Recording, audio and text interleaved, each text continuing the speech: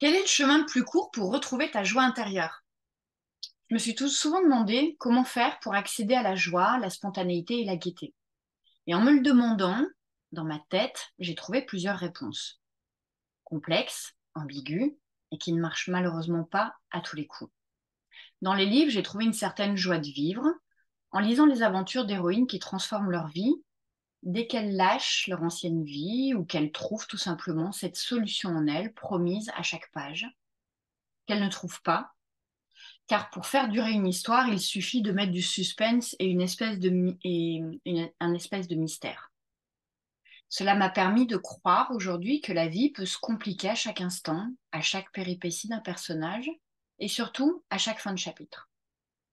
Pour cela, il devient important d'avancer et surtout de se donner l'autorisation de créer un nouveau départ, un nouveau chapitre, une nouvelle forme qui donne envie de vivre autre chose que ce que le héros vit actuellement.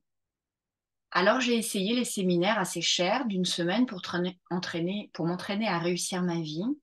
J'en ai pris plein les mirettes. J'ai eu des rêves plein les yeux et j'ai constaté que je revenais gonflée à bloc avec une très très belle énergie. Bref, enfin prête à tout dégommer. Sauf qu'au fur et à mesure des journées passées chez moi, je me suis aperçue que les mêmes choses se répétaient.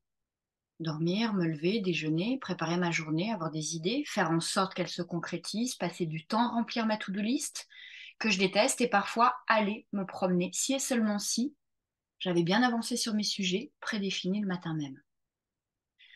L'enfer. Tellement l'enfer que mon chemin s'est perdu dans les méandres de ce que j'avais à faire, alors qu'ici, mon texte est juste là pour que toi aussi, tu trouves le chemin le plus court vers cette spontanéité et cette joie de vivre qui est par essence ce qu'il y a de plus beau à vivre, paraît-il. Et là, ce fut un truc de dingue. Pourquoi partir à des kilomètres alors que tout est en moi? Pourquoi payer cher des formations, des livres et des recettes magiques pour retrouver son essence, son âme, sa pureté originelle? Tu le sais, toi, ce truc un peu loufoque que les gourous de dev perso te promettent à la fin de leur semaine qui dégomme tout? Ben zut alors, serais-je passée à côté de ma vie aujourd'hui? Pour quelle bonne raison ai-je eu besoin de souffrir pour montrer un exemple dont je ne suis pas hyper fière au final? Alors que dire? Que te dire?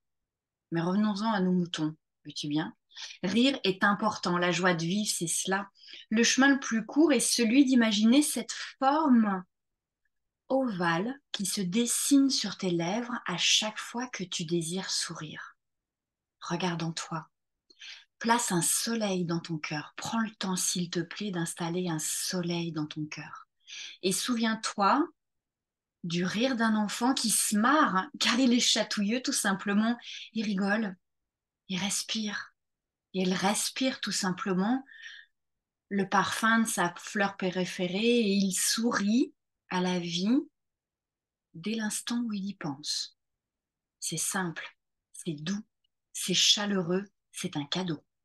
Alors à présent que je t'ai donné le chemin le plus court pour que tu arrives toi aussi à sourire, sais-tu combien de fois par jour aurais-tu envie de vivre cet exemple de la bouche qui se transforme en ovale et de ce soleil que tu places dans ton cœur et waouh, tu respires, tu es vivant, tu rigoles, tu souris.